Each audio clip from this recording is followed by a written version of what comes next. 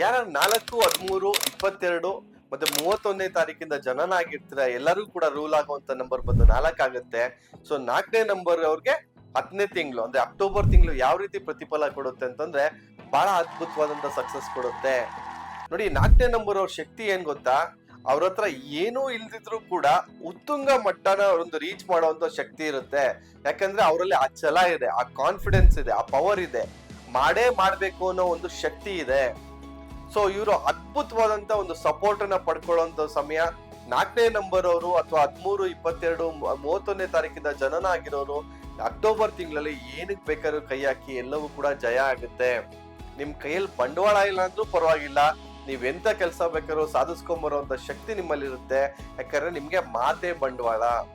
So ಹಾಗಾಗಿ ಈ ತಿಂಗಳು ನಿಮ್ಮ ಪ್ರಯತ್ನ ಪಡಿ, ನಿಮ್ಗೆ 100% ಸಕ್ಸಸ್ ಸಿಕ್ಕೇ ಸಿಗುತ್ತೆ.